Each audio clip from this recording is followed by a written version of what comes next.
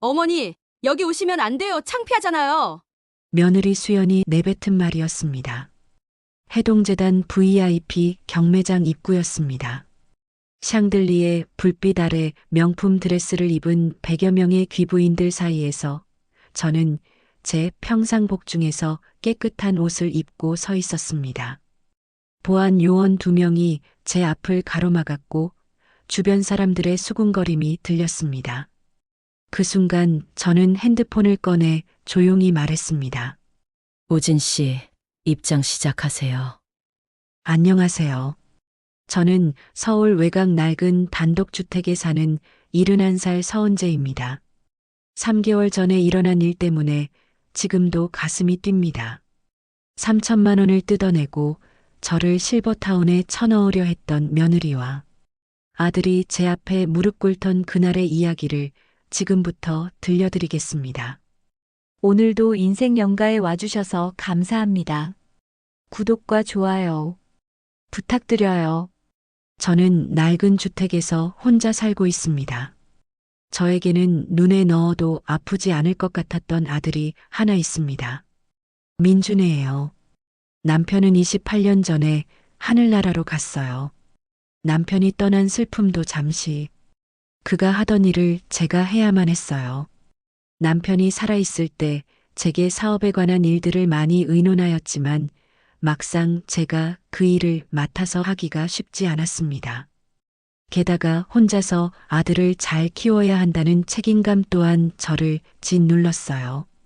아들을 강하게 올바르게 키워야 한다는 강박이 그때는 왜 그렇게도 많이 들었었는지 모르겠습니다. 이렇게 자란 아들은 10년 전에 결혼해서 판교 아파트에서 살고 있습니다. 아들 민준이는 39살이고 며느리 수연이는 38살입니다. 그리고 손주가 둘 있습니다. 초등학교에 다니고 있는 연년생 남매예요. 아들 내외와는 결혼하고 몇 년까지도 저와 시간을 많이 보냈습니다.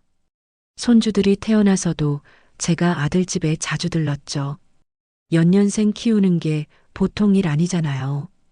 그리고 몇 년 후부터 점점 며느리의 태도가 달라지기 시작했습니다. 아들한테 말하면 부부싸움 할까봐, 보고 싶은 손주들 못 보게 될까봐 참고 또 참았습니다. 그런데 이제 저는 더 이상 참을 수 없었습니다. 며느리에게 어떻게 당했는지, 그리고 제가 어떻게 끝냈는지 들려드리려고 합니다. 혹시 저와 비슷한 상황이시라면 끝까지 들어주시고 힘을 얻으시기 바래요.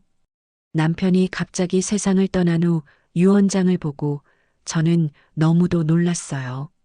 남편이 하던 사업이 잘 되었었기 때문에 경제적으로는 편하게 살 수 있겠다 생각했습니다. 남편은 힘들고 가난한 사람들 그리고 노인들에게 관심이 많았어요. 하지만 전 남편이 복지재단 일에 이미 깊이 관여하고 있다는 것을 그가 세상을 떠난 후 유언장을 보고 나서야 알았습니다. 저는 그의 유언을 실행해야만 했어요. 아들은 때때로 저에게 물었습니다. 우리가 진짜 가난해진 거냐고요. 그런 아들을 열심히 뒷바라지하고 대학까지 보냈습니다. 서울에 있는 좋은 대학 컴퓨터 공학과였습니다. 졸업 후 민준이는 좋은 회사에 취직하고 좋은 연봉도 받게 되었어요. 그러던 어느 날 여자친구라며 수연이를 데리고 왔어요. 수연이는 정말 예쁘고 싹싹했습니다. 정말 마음에 드는 며느리감이었어요. 1년 후 아들 민준이와 며느리 수연이는 결혼을 했습니다. 결혼 준비를 하면서 돈 문제로 힘들었지만 잘 넘어갔습니다. 그리고 10년 후 많은 것이 달라졌어요. 문을 열자마자 며느리 수연의 목소리가 쏟아졌습니다. 어머니, 이게 무슨 냄새예요? 여기 환기를 시키고 사세요? 수연이 코를 찡그리며 거실로 들어섰습니다. 손에는 새로 산 듯한 명품 가방이 들려 있었죠.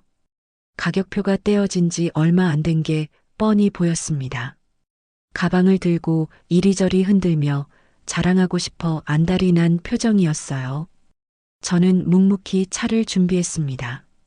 오래된 주전자에서 보리차 향이 올라왔죠. 어머니, 그 주전자 아직도 쓰세요? 우리 집에 새 거 있는데 갖다 드릴까요? 수연의 말투는 친절한 척했지만 귀에는 비난으로 들렸습니다. 저는 고개를 저었어요. 괜찮다. 짧게 대답하고 찻잔을 내밀었습니다. 수연은 그 잔조차 탐탁지 않다는 듯 손끝으로만 받아들었어요. 찻잔의 금이 간 부분을 힐끗 쳐다보더니 한숨을 쉬었습니다. 그래도 체면은 좀 차리고 사셔야죠. 민준 씨가 회사에서 승진 대상자인데 어머니가 이렇게 사시면 저희 체면이 말이 아니에요. 수연이 냉장고 쪽으로 걸어갔습니다. 멋대로 문을 여니 텅 빈 칸들이 드러났죠. 김치통 하나, 반찬 몇 개가 전부였습니다. 어머니, 이게 뭐예요? 혼자 사신다고 이렇게 대충 드시면 어떡해요? 영양실조 걸리시겠어요. 저는 가만히 수연의 뒷모습을 바라봤습니다. 그녀의 손이 냉장고 손잡이를 툭툭 두드리는 모습이 보였어요. 마치 이 집 전체를 평가하듯이 말이죠. 그때 아들 민준이 현관문을 열고 들어왔습니다. 엄마, 있어? 민준의 목소리는 피곤해 보였습니다. 회사 일이 힘든 건지 아니면 저를 만나는 게 귀찮은 건지 모를 표정이었어요. 수연 말이 맞잖아. 엄마 이렇게 살면 우리도 걱정되고 괜히 신경 쓰이잖아. 좀 더 나은 데로 이사 가든지 해. 저는 아들을 물끄러미 바라봤습니다. 어릴 적 제 치맛자락을 붙잡고 울던 그 아이는 어디 갔을까요? 지금 제 앞에 선 사람은 아내 편만 드는 나약한 중년 남자일 뿐이었습니다. 신경 쓰지 마라. 나 혼자 잘 살고 있다. 에휴, 그래도요. 민준이 한숨을 쉬었습니다. 그리고는 거실 소파에 털썩 앉더니 휴대폰만 들여다봤어요. 수연이 화장실에 간 사이 저는 슬며시 책장으로 걸어갔습니다. 낡은 고서들 사이에 숨겨둔 사진 한 장을 꺼냈죠. 조선시대 청아백자 사진이었습니다. 국보급 도자기예요. 저는 그 사진을 잠시 들여다본 뒤 다시 조심스럽게 책 사이에 끼워 넣었습니다. 서랍 깊숙이 넣어둔 노트를 펼쳤습니다. 거기에는 미술품 목록이 빼곡히 적혀 있었어요. 고려청자 5점, 조선 백자 7점, 근대서의 작품 11점. 하나하나 보관 상태와 위치가 기록되어 있었죠. 어머니, 뭐 하세요? 수연의 목소리가 등 뒤에서 들렸습니다. 저는 재빨리 노트를 닫고 돌아섰어요. 아무것도 아니다. 오래된 책 보시나 봐요. 그런 거 다 버리시고 집 좀 정리하세요. 수연은 관심도 없다는 듯 고개를 돌렸습니다. 저는 속으로 작게 미소 지었어요. 너희는 아직 모르지. 이 낡은 책장 뒤에 뭐가 숨어 있는지. 민준과 수연이 돌아간 뒤 저는 오래된 전화기를 들었습니다. 번호를 누르자 익숙한 목소리가 들려왔어요. 회장님, 정우진입니다. 우진 씨, 올 3월 목록 업데이트 부탁합니다. 알겠습니다, 회장님. 보관 상태는 모두 양호합니다. 전화를 끊고 창밖을 바라봤습니다. 낡은 집 담벼락에는 페인트가 벗겨진 명패 하나가 희미하게 걸려 있었어요. 햇빛을 받으면 간신히 읽을 수 있는 글씨. 해동재단. 저는 그 명패를 보며 작게 중얼거렸습니다. 아직은 때가 아니야. 조금만 더 기다리자. 열흘 뒤 수연이 다시 찾아왔습니다. 이번에는 표정이 달랐어요. 들뜬 기색이 역력했죠. 어머니, 큰일 났어요. 아니, 큰 기회가 생겼어요. 수연이 현관문도 제대로 닫지 않고 안으로 뛰어들어왔습니다. 숨을 헐떡이며 제 손을 붙잡았어요. 해동재단에서 경매를 연대요. 그것도 VIP 초대 경매. 민준 씨 회사 상사 부인이 초대장을 받았는데 저한테도 같이 가자고 했어요. 저는 천천히 수연의 손을 떼어냈습니다. 그래서 어머니, 그런데 보증금이 필요해요. 5월 말 경매인데 보증금을 4월 말까지 내야 한대요. 3천만 원이요. 수연의 목소리가 조금 떨렸습니다. 기대와 불안이 섞인 떨림이었죠. 그 돈이 어디 있겠니? 제가 고개를 저으며 말했습니다. 수연의 얼굴이 급격히 굳어졌어요. 어머니, 평생 모으신 비상금 있으시잖아요. 민준이가 말했어요. 어머니가 예전에 목돈 있다고 하셨다고. 그건 제발요, 어머니. 이번 기회 놓치면 안 돼요. 거기 가는 사람들이 누군지 아세요? 재벌 부인들이에요. 제가 거기서 인맥 쌓으면 민준이 승진에도 도움되고 유나 취업에도 좋아요. 수연의 목소리가 점점 커졌습니다. 간절함이 아니라 강요에 가까웠어요. 그때 민준이 들어왔습니다. 아들은 어머니 눈도 제대로 마주치지 않고 말했죠. 엄마, 우리 딱 한 번만 도와줘. 나중에 내가 승진하면 갚을게. 손녀 유나 취업에도 진짜 도움된다니까. 저는 두 사람을 번갈아 봤습니다. 아들의 눈빛에는 기대가, 며느리의 눈빛에는 계산이 가득했어요. 일주일만 생각해 볼게. 일주일요? 어머니, 4월 말까지 내야 한다고요. 한 달밖에 안 남았어요. 수연이 소리쳤습니다. 저는 더 이상 대꾸하지 않았어요. 그저 묵묵히 차를 따랐죠. 이들이 돌아간 밤, 저는 다시 전화기를 들었습니다. 우진 씨, 나예요.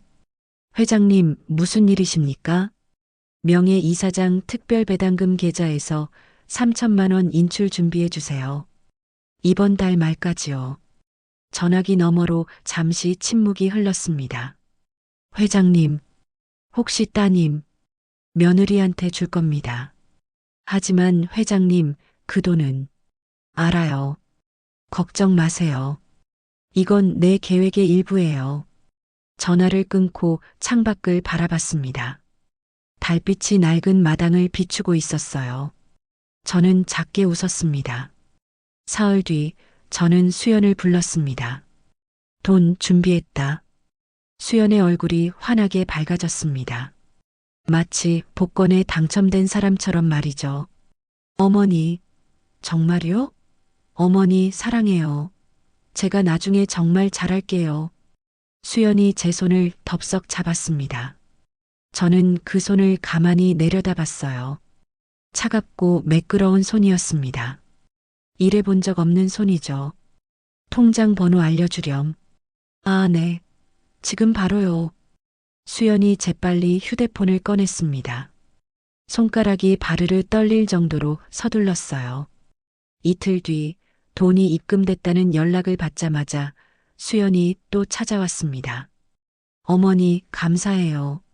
제가 이 은혜 꼭 갚을게요. 경매 끝나고 어머니 좋아하시는 갈비 사드릴게요. 갈비 한 번 사준다는 말로 3천만 원을 갚겠다는 거였습니다. 저는 아무 말 없이 고개만 끄덕였어요. 수연이 돌아가고 저는 서랍에서 낡은 수첩을 꺼냈습니다. 거기에 작은 글씨로 적었죠. 2025년 3월 15일 3천만 원 인출. 이 돈이 너희 몰락의 시작이 될 거다. 창밖으로 봄비가 내리기 시작했습니다. 빗소리가 고요한 밤을 적셨어요. 4월 초 어느 토요일 오후 민준과 수연이 함께 찾아왔습니다. 둘 다 묘하게 들떠 있었어요.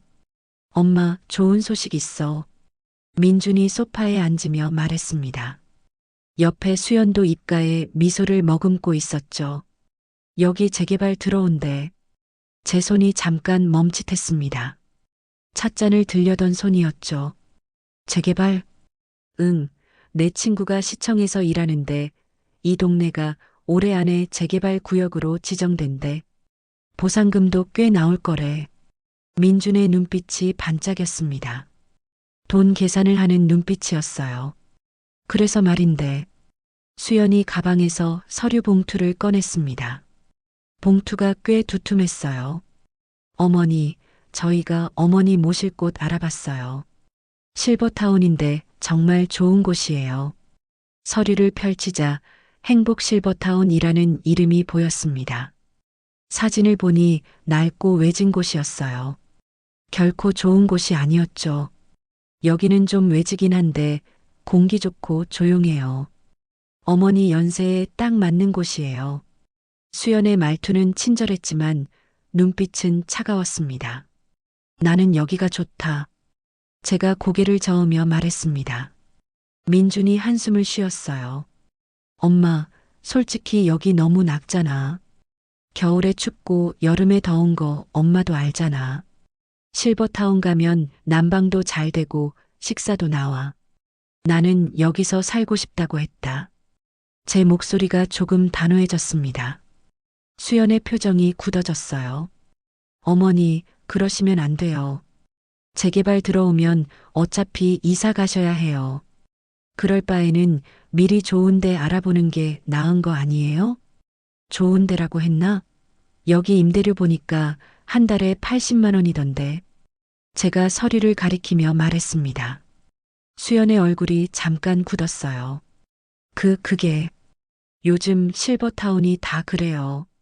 저희가 부담하는 거니까 어머니는 걱정 안 하셔도 돼요. 거짓말이었습니다. 목소리 톤이 살짝 높아진 걸 놓치지 않았어요. 여기 계약서에 어머니 도장만 찍어주시면 돼요. 다음 주에 입주하시면 되고요. 수연이 계약서를 밀어냈습니다. 저는 그 서류를 물끄러미 바라봤어요. 생각해 볼게. 엄마, 민준이 목소리를 높였습니다. 제발 좀, 우리도 엄마 걱정돼서 이러는 거잖아. 왜 이렇게 고집을 부려? 그 순간 저는 아들의 눈에서 진심을 찾을 수 없었습니다. 그저 빨리 저를 처리하고 싶어 하는 조급함만 보였어요. 알겠다. 일주일 후에 대답할게. 둘이 돌아간 뒤 저는 천천히 계단을 올라갔습니다. 2층 작은 방에는 오래된 금고가 하나 있었어요. 금고를 열자 낡은 설계도면이 나왔습니다. 집 설계도였습니다. 하지만 보통 설계도와는 달랐어요. 지하에 작은 공간이 표시되어 있었죠. 그곳에는 조선시대 석조물이 보관되어 있었습니다. 문화재청에서 10년 전에 확인한 물건이었어요. 하지만 등록은 하지 않았죠. 제가 일부러 미뤄둔 겁니다. 저는 휴대폰을 꺼냈습니다. 우진 씨, 나예요. 회장님, 편안하신지요? 이 집 문화재 등록 신청서 준비해 주세요. 지금이십니까? 네. 5월 중순쯤 그들이 집을 팔려고 할 때 공시하면 될 것 같아요. 알겠습니다, 회장님. 전화를 끊고 창밖을 내다봤습니다. 민준의 차가 골목을 빠져나가는 게 보였어요. 저는 낡은 담벼락을 바라봤습니다. 그 담벼락에 걸린 희미한 명패. 해동재단. 조금만 더 기다려라. 내가 탐하는 게 뭔지 곧 알게 될 거다. 작게 중얼거리고는 계단을 내려왔습니다. 부엌에서 저녁을 준비하는데 밖에서 빗방울이 떨어지기 시작했어요. 비는 밤새 내렸습니다. 5월 초 뉴스가 터졌습니다. 해동재단 산하 명문대 입시 비리 의혹, 검찰 수사 착수. 저는 TV를 보며 차를 마셨습니다. 화면에는 손녀 유나의 사진이 크게 나왔어요. 강유나 씨, 정상적인 전형을 거치지 않고. 리포터의 목소리가 또렷했습니다. 저는 리모컨으로 소리를 줄였어요. 핸드폰이 울렸습니다. 수연이었죠. 여보세요? 어머니.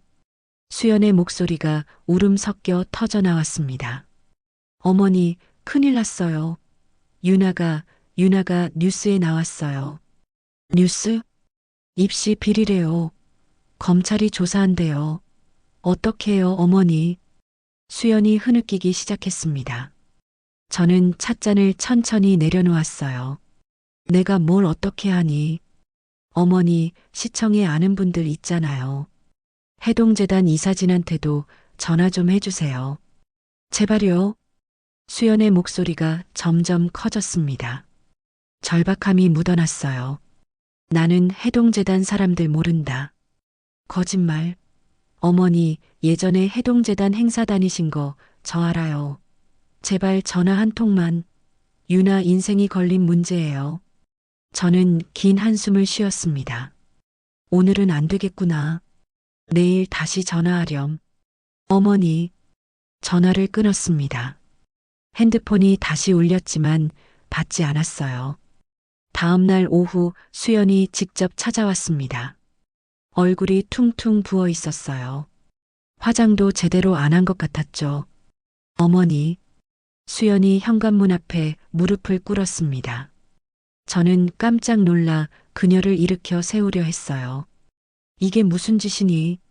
어머니, 제발이요. 유나 좀 살려주세요. 전화 한 통만 해주시면 돼요.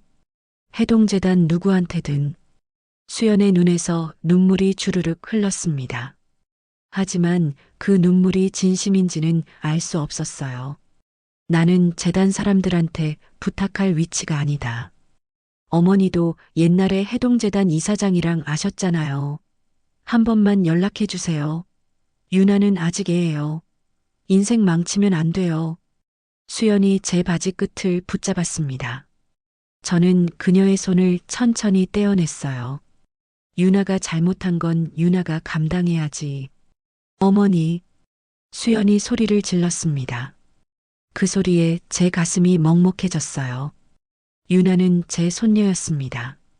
어릴 적 제 무릎에 앉아 재롱을 부리던 아이였죠. 하지만 지금의 유나는 부모의 허영심과 욕심에 물든 아이였어요. 수연 씨, 돌아가요. 내가 할 수 있는 건 없어요. 수연이 고개를 떨구고 돌아섰습니다. 뒷모습이 초라해 보였어요. 문을 닫고 저는 한참을 서 있었습니다. 손이 미세하게 떨렸어요. 밤이 되었습니다. 저는 휴대폰을 들었어요. 우진 씨, 회장님, 유나 건 원칙대로 처리하세요. 전화기 너머로 우진 씨가 잠깐 머뭇거렸습니다. 회장님, 따님이시지 않습니까? 손녀예요. 그리고 손녀라고 예외를 두면 재단의 원칙이 무너져요. 털어서 먼지가 나온다면 예외 없이 처리하세요. 알겠습니다, 회장님. 전화를 끊고 창밖을 바라봤습니다. 달이 구름에 가려 있었어요. 제 눈에서 뜨거운 것이 흘렀습니다. 손으로 재빨리 닦아냈죠. 유나야, 미안하구나. 하지만 이게 너를 위한 길이다. 작게 중얼거렸습니다. 밤은 길었어요. 일주일 뒤 민준에게서 전화가 왔습니다. 엄마, 집 계약 진행됐어. 다음 주 화요일에 부동산 사람들 온대. 목소리가 들떠 있었어요. 보상금 생각에 잠도 못 잔 모양이었죠. 그래. 짧게 대답하고 전화를 끊었습니다. 저는 창밖을 바라봤어요. 화요일 오전 11시쯤 민준이 부동산 중개인 2명과 함께 왔습니다. 어머니, 계약서 쓰시면 돼요. 간단해요. 민준이 서류를 펼쳤습니다. 보상금 예상액이 적혀 있었어요. 8억 5천. 이 돈으로 좋은 실버타운 보내드릴게요, 엄마. 민준의 눈빛이 번들거렸습니다. 이미 돈 쓸 계획을 다 세운 눈이었어요. 바로 그때였습니다. 대문이 열리는 소리가 들렸죠. 실례합니다. 낯익은 목소리였습니다. 정우진 실장이었어요. 뒤따라 시청 직원 2명이 들어왔습니다. 공식 조끼를 입고 있었죠. 여기가 도봉로 312번지 맞습니까? 시청 직원이 물었습니다. 부동산 중개인이 당황한 얼굴로 대답했어요. 네, 맞는데요. 무슨 일이시죠? 이 건물은 문화재 등록이 금일 확정되었습니다. 현재 매매가 불가능합니다. 뭐라고요? 민준이 소리쳤습니다. 얼굴이 하얗게 질렸어요. 그게 무슨 소리예요? 여기 그냥 낡은 집이잖아요. 정우진 실장이 서류를 꺼냈습니다. 이 건물은 해동재단 소유입니다. 3년 전 공익재단에 기부되었고 지하 석조물의 문화재적 가치가 확인되어 오늘 정식 등록이 확정되었습니다. 뭐, 해동재단? 민준이 저를 돌아봤습니다. 눈에 혼란이 가득했어요. 엄마, 이게 무슨 소리야? 해동재단이 뭔 상관이래? 저는 아무 말 없이 차를 마셨습니다. 찻잔을 내려놓는 소리만 조용히 울렸죠. 어머님, 민준이 다가왔습니다. 목소리가 떨리기 시작했어요. 엄마가 이 집을 재단에 넘긴 거야? 언제? 왜? 3년 전이다. 제가 담담히 대답했습니다. 너희가 나한테서 돈을 뜯어낼까봐 미리 공익재단에 기부했다. 거짓말이지? 민준의 얼굴이 일그러졌습니다. 엄마가 거지인 척한 게 다 이것 때문이었어?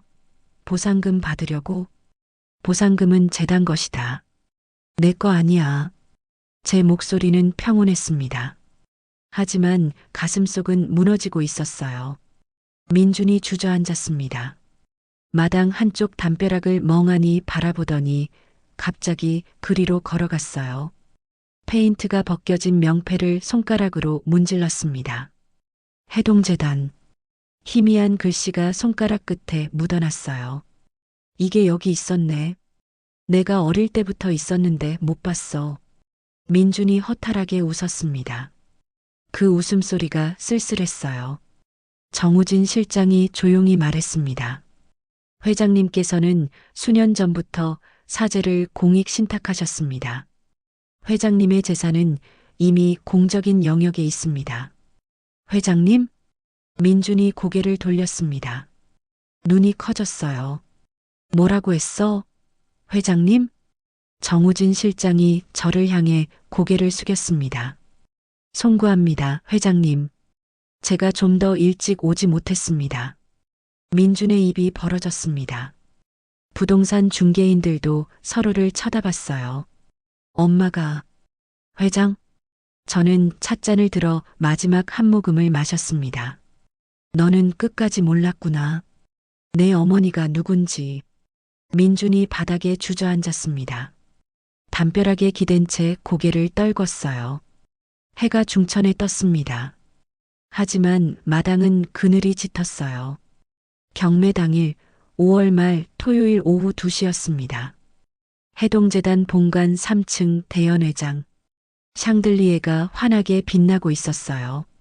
100여 명의 하객들이 정장을 차려입고 자리를 채웠습니다. 수연도 그중 한 명이었습니다. 그녀는 명품 드레스를 입고 VIP 구역 근처를 서성였어요. 하지만 보안 요원이 입구를 막고 섰죠. 죄송합니다. VIP석은 초대받으신 분만 입장 가능합니다. 저 보증금 3천만 원 냈어요. 수연이 목소리를 높였습니다. 주변 사람들이 힐끗 쳐다봤어요. 보증금과 VIP석은 별개입니다. 보안 요원의 말투는 단호했습니다. 수연은 할 수 없이 일반석으로 돌아갔어요. 얼굴이 붉게 달아올라 있었죠. 3천만 원이나 냈는데 VIP도 아니라고? 수연이 속으로 이를 갈았습니다. 하지만 겉으로는 태연한 척했어요. 옆 사람들에게 미소를 지어 보였죠. 오후 2시 30분 장내가 갑자기 소란스러워졌습니다. 정문이 열리고 검은색 세단 한 대가 천천히 다가왔어요. 차가 멈추자 정우진 실장이 뒷문을 열었습니다. 차에서 내린 사람은 정갈한 옥색 한복을 입은 노인이었습니다. 저였어요. 장내가 술렁였습니다. 사람들이 웅성거리기 시작했어요. 저분이 누구야? 혹시? 저는 천천히 걸음을 옮겼습니다. 정우진 실장이 제 팔을 살짝 받쳐주었죠. 수연이 제 모습을 봤습니다. 얼굴이 하얗게 질렸어요. 어머니? 작게 중얼거렸지만 아무도 듣지 못했습니다. 장내가 너무 시끄러웠거든요. 저는 VIP석 정중앙으로 안내되었습니다. 제일 좋은 자리였어요. 무대 위로 사회자가 올라왔습니다. 마이크를 잡고 밝게 웃었죠. 신사숙녀 여러분, 오늘 저희 경매에 특별한 분을 모셨습니다. 장내가 조용해졌습니다. 모두의 시선이 저에게 쏠렸어요. 해동재단 설립자이자 명예이사장 서은재 회장님을 모셨습니다. 박수가 터져 나왔습니다. 우레와 같은 박수였어요. 수연은 의자에 그대로 얼어붙었습니다. 입술이 파르르 떨렸죠. 어머니가 이사장? 머릿속이 하얗게 비었습니다. 손에서 프로그램 책자가 떨어졌어요. 저는 자리에서 일어나 가볍게 고개를 숙였습니다. 박수가 더 커졌어요. 회장님, 한 말씀 부탁드립니다. 사회자가 마이크를 건넸습니다. 저는 천천히 입을 열었어요. 오늘 이 자리는 우리 재단의 교육 사업을 알리는 중요한 날입니다. 여러분의 참여에 감사드립니다. 간단한 인사였지만 목소리에는 힘이 있었습니다. 수연이 자리에서 일어났습니다. VIP석으로 다가가려 했어요. 어머님, 작은 목소리로 불렀습니다. 하지만 보안 요원 2명이 즉시 그녀를 가로막았죠. 죄송합니다. 경매 중에는 VIP석 접근이 불가합니다. 저 며느리예요. 어머니. 수연이 소리쳤습니다. 주변 사람들이 수군거렸어요. 저 사람 뭐야? 민망하게. 수연의 얼굴이 새빨개졌습니다. 보안 요원들이 그녀를 부드럽게 밀어냈어요. 저는 그 모습을 보았습니다. 하지만 아무 표정도 짓지 않았어요. 마치 모르는 사람을 보듯이 말이죠. 경매가 시작되었습니다. 고미술품들이 하나씩 소개되었어요. 저는 조용히 차를 마셨습니다. 주변 재력가들이 저에게 인사를 건넸고 저는 정중히 답했죠. 수연은 멀리서 그 모습을 바라봤습니다. 눈에서 눈물이 흘렀어요. 그녀가 3천만 원을 빌린 사람이 바로 이 자리의 주인이었다는 사실. 현실이 무너져 내렸습니다. 경매가 끝나갈 무렵 저는 자리에서 일어났습니다. 사회자가 마이크를 건넸어요. 오늘 경매 수익금은 모두 장학사업에 쓰일 예정입니다. 제 목소리가 장내에 울려 퍼졌습니다. 하지만 그 전에 한 가지 공지사항이 있습니다. 사람들이 조용해졌습니다. 수연의 얼굴이 긴장으로 굳었어요. 최근 우리 재단 산하대학에서 입시 비리가 있었습니다. 웅성거리는 소리가 났습니다. 이사회는 긴급 회의를 열어 엄정한 조치를 결정했습니다. 저는 서류를 한 장 들어 올렸어요. 강유나 학생의 입학을 취소합니다. 관련자는 모두 징계 처분됩니다. 장내가 술렁였습니다. 수연이 자리에서 벌떡 일어났어요. 어머니. 그녀의 외침이 연회장에 울렸습니다. 모든 사람이 그녀를 쳐다봤죠. 바로 그때 입구 문이 벌컥 열렸습니다. 민준이었습니다. 숨을 헐떡이며 안으로 뛰어들었어요. 엄마. 보안 요원들이 그를 제지하려 했지만 민준은 밀치고 앞으로 나왔습니다. 엄마, 내가 아들이잖아. 어떻게 유나한테 이럴 수 있어? 민준의 목소리가 떨렸습니다. 울음이 섞여 있었어요. 저는 아들을 똑바로 바라봤습니다. 나는 이미 너의 어머니이기 전에 이 재단의 이사장입니다. 목소리는 평온했지만 단호했어요. 너희의 탐욕 때문에 공적인 재산과 교육의 가치를 훼손할 수 없습니다. 엄마. 민준의 무릎이 꺾였습니다. 바닥에 주저앉으며 얼굴을 손으로 가렸어요. 저는 정우진 실장을 바라봤습니다. 저 두 사람을 퇴장시켜 주세요. 그리고 앞으로 재단 관련 모든 시설 출입을 금지합니다. 알겠습니다, 회장님. 정우진 실장이 보안 요원들에게 지시했습니다. 4명의 요원이 민준과 수연에게 다가갔어요. 나가주시기 바랍니다. 싫어. 나 안 가. 수연이 소리쳤습니다. 하지만 요원들의 손은 단호했어요. 민준과 수연은 끌려나갔습니다. 장내 사람들의 시선이 따가웠죠. 저 사람들이 회장님 가족이래. 자식이 저 모양이니. 쯧쯧. 탐욕이 사람을 저렇게 만들어. 수군거림이 들렸습니다. 수연의 얼굴이 눈물과 수치심으로 범벅이 되었어요.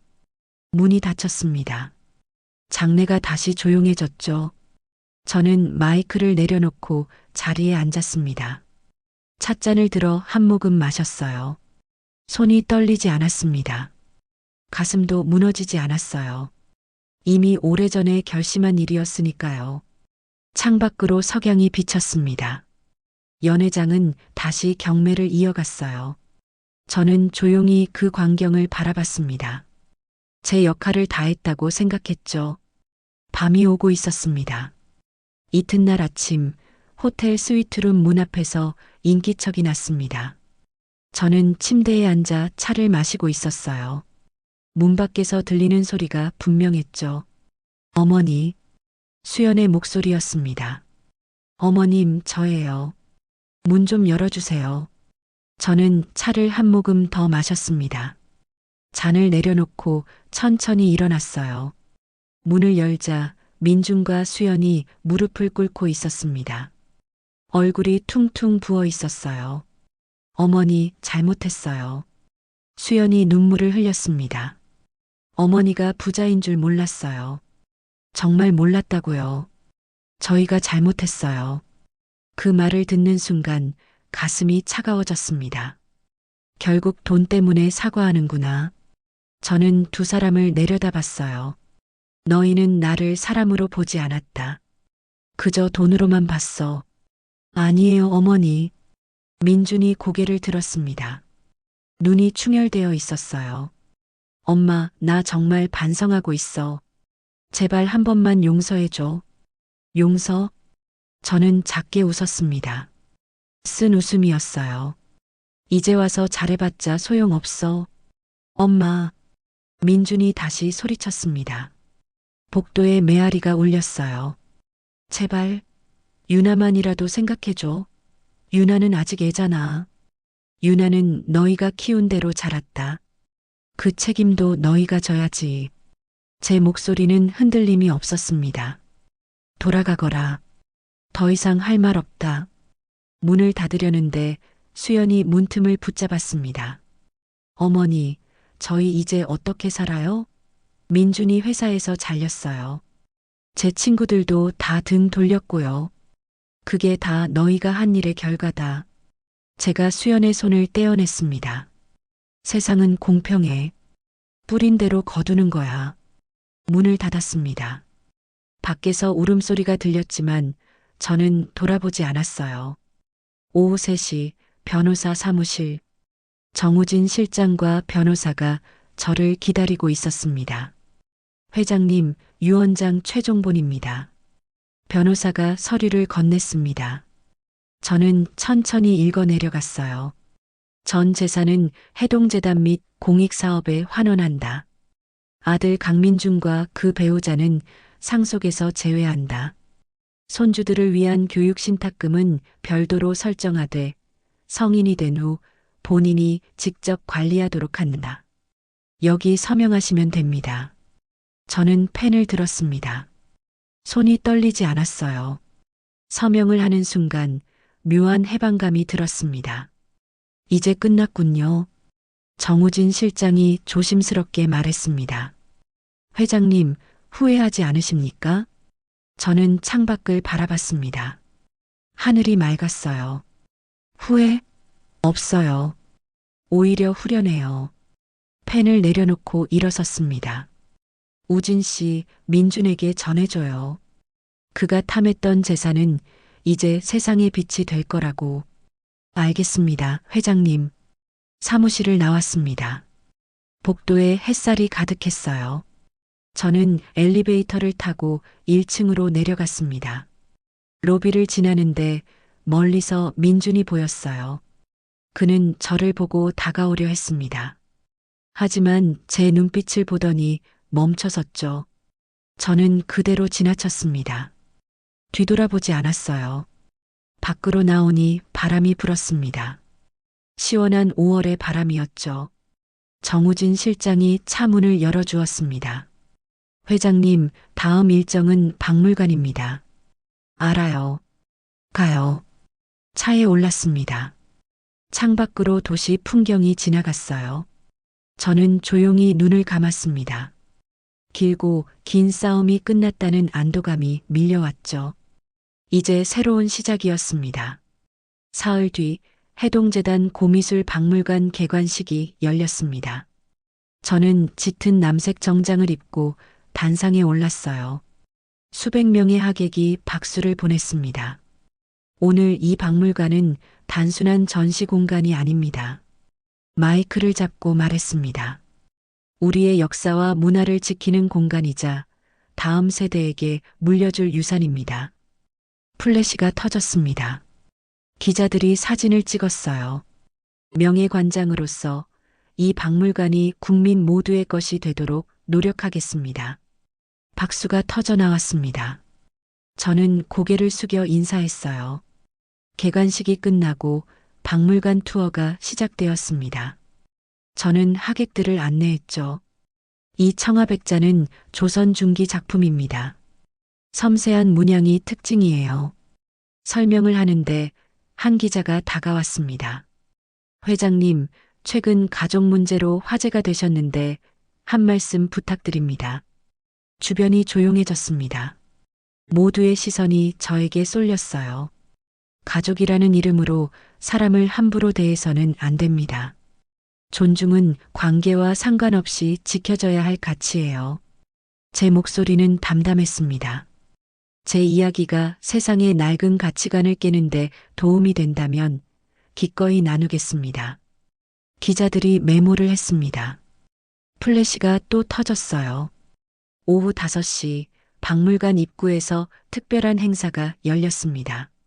정우진 실장이 천으로 덮인 무언가를 가져왔어요.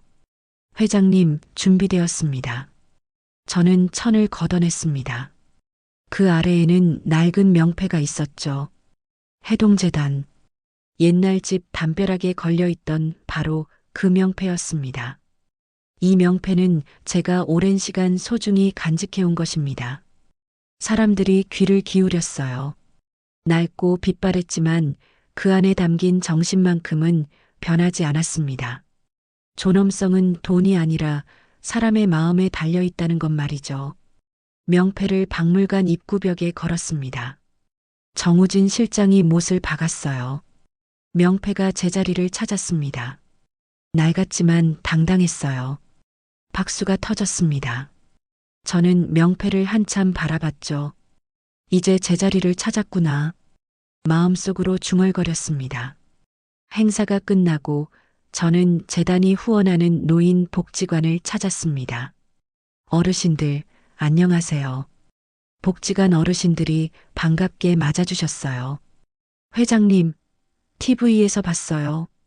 멋지시더라고요. 웃음소리가 가득했습니다. 저는 그분들과 차를 마시며 이야기를 나눴어요. 저도 한때는 외로웠어요. 가족에게 무시당하고 상처받았죠. 어르신들이 고개를 끄덕였습니다. 하지만 포기하지 않았어요. 제 가치를 지켰죠. 그랬더니 진짜 가족을 만났어요. 한 할머니가 제 손을 잡았습니다. 우리가 회장님 가족이에요. 눈시울이 뜨거워졌습니다. 저는 그 손을 꽉 잡았어요. 네, 여러분이 제 가족입니다. 해가 지고 있었습니다. 복지관 창으로 노을이 들어왔어요. 저는 그 빛을 받으며 생각했습니다. 나는 이제 혼자가 아니야. 진짜 가족을 찾았어. 마음이 따뜻해졌습니다. 오랜만에 느끼는 온기였죠. 밤이 왔습니다. 하지만 두렵지 않았어요. 일주일 뒤 6월 초 금요일 밤 9시 전국에 방송이 나갔습니다. 그림자 속의 이사장 탐욕에 맞선 70대의 반전. 제목이 화면에 떴어요. 제 얼굴이 크게 나왔습니다. 저는 오랜 시간 며느리와 아들에게 무시당했습니다. 인터뷰가 시작되었죠. 저는 차분히 이야기했어요. 그들은 저를 돈으로만 봤어요. 사람으로 보지 않았죠. 화면이 바뀌며 경매장 장면이 나왔습니다. 제가 한복을 입고 입장하는 모습이었어요. 하지만 저는 해동재단의 이사장이었습니다. 그들이 탐했던 재산은 이미 오래전에 공익에 환원되었죠. 시청자들이 숨을 죽였습니다. 전국의 거실에서 가족들이 TV를 봤어요. 제 결정을 후회하지 않습니다. 오히려 제 존엄성을 되찾았죠. 인터뷰가 끝나고 화면이 꺼졌습니다. 그 순간부터였습니다. 포털 사이트가 마비되었어요. 댓글이 폭주했죠. 진짜 멋있으시다. 나도 저렇게 살고 싶다. 돈보다 존엄이 먼저라는 게 이런 거구나. 며느리랑 아들 진짜 답답하네. 저런 부모 만나고도. 실시간 검색어 1위에 서은재 이사장이 올랐습니다. 언론사마다 기사를 쏟아냈어요. 70대 이사장, 가족의 탐욕 꺾다. 존엄성 지킨 한 노인의 용기. 찬사가 빗발쳤습니다. 하지만 한편에서는 비난도 쏟아졌어요. 그래도 가족인데 너무한 거 아니야? 손녀까지 내친 건 좀. 저는 그 모든 댓글을 봤습니다. 찬사도 비난도 담담히 받아들였어요. 세상의 평가는 중요하지 않아. 내가 옳다고 믿는 길을 갔을 뿐이야. 한편 민주는 직장을 잃었습니다. 회사에서 해고 통보를 받았어요. 입시 비리 관련 가족이라는 이유였죠. 수연은 모든 친목 모임에서 배제되었습니다. 친구들이 전화를 받지 않았어요. 수연 씨, 우리 모임에는 좀 안 나오는 게 좋을 것 같아. 한 친구가 조심스럽게 말했습니다. 수연의 얼굴이 창백해졌어요. 집에서는 부부가 서로를 탓했습니다. 당신이 엄마한테 잘했어야지. 당신도 명품만 사대니까 그렇지. 싸움이 끊이지 않았어요. 유나는 방에 틀어박혀 나오지 않았죠. 그들의 몰락은 뉴스를 타고 전국에 알려졌습니다. 해동재단 입시 비리 관련 가족, 사회적 지탄받아 비참한 현실이었습니다. 한 달이 지났습니다. 저는 박물관에서 평온한 하루를 보내고 있었어요. 오전 10시 전시실에서 도자기를 닦았습니다. 부드러운 천으로 조심스럽게 문질렀죠. 회장님, 점심시간입니다. 정우진 실장이 알려주었습니다. 알았어요. 이것만 마저 하고 갈게요. 청아백자가 빛을 받아 반짝였습니다. 섬세한 문양이 살아났어요. 아름답구나. 작게 미소 지었습니다. 오후 2시 사무실에서 차를 마셨습니다. 창밖으로 여름 햇살이 들어왔어요. 회장님, 민준 씨에게서 편지가 왔습니다. 정우진 실장이 봉투를 건넸습니다. 저는 잠시 망설이다 펼쳤어요. 엄마, 잘못했어. 하지만 아직 용서는 못하겠지. 나는 천천히 내 인생을 다시 세울게. 언젠가 당당하게 엄마 앞에 설 수 있을 때까지. 짧은 편지였습니다. 저는 천천히 접어 서랍에 넣었어요. 그래, 내 힘으로 다시 일어서거라. 그게 진짜 성장이야. 속으로 중얼거렸습니다. 오후 5시 박물관 마당을 걸었습니다. 벤치에 앉아 하늘을 봤어요. 구름이 천천히 흘러갔습니다.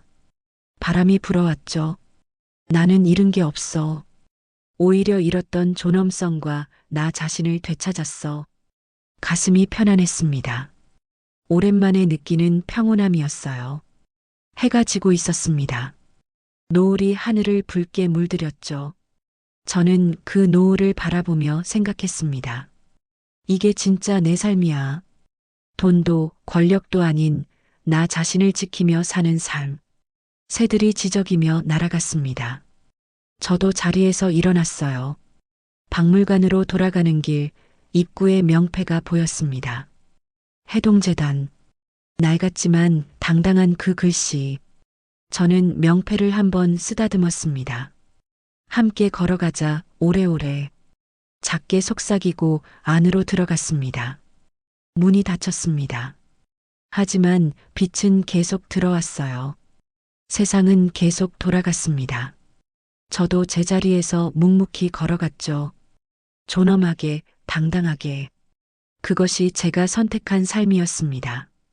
아들과 며느리는 제가 가진 것을 알고 나서야 무릎을 꿇었습니다. 하지만 저는 그들을 다시 받아들이지 않았습니다. 유언장에 상속 제외를 명시했고 제 재산은 모두 공익재단으로 돌렸습니다. 지금은 박물관에서 평온한 나날을 보내고 있습니다. 손주들을 위한 교육 신탁금만 남겨뒀지만 그것도 그 아이들이 스스로 사람 대접을 배운 후에나 쓸 수 있도록 했습니다. 여러분은 어떻게 생각하십니까? 제가 너무 냉혹했을까요? 아니면 당연한 선택이었을까요? 혹시 여러분도 가족에게 무시당하고 상처받은 경험이 있으신가요? 며느리에게, 자식에게, 손주에게 돈만 뜯기고 사람 취급받지 못한 적은 없으신가요? 댓글로 여러분의 이야기를 나눠주세요. 서로의 아픔을 들어주고 위로해 줍시다. 혼자가 아니라는 걸 느끼실 겁니다. 이 이야기가 마음에 와닿으셨다면 좋아요 버튼을 눌러주시고 구독해 주시면 감사하겠습니다. 여러분의 응원 한 번 한 번이 또 다른 이야기를 전하는 힘이 됩니다. 마지막으로 꼭 기억해 주셨으면 합니다. 나이가 많다고, 돈이 없다고, 힘이 약하다고 무시당할 이유는 없습니다. 우리 모두는 존중받아야 할 소중한 사람입니다.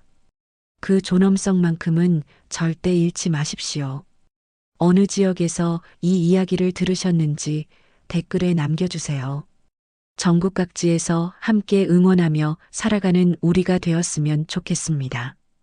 오늘도 수고 많으셨습니다. 인생영가였습니다.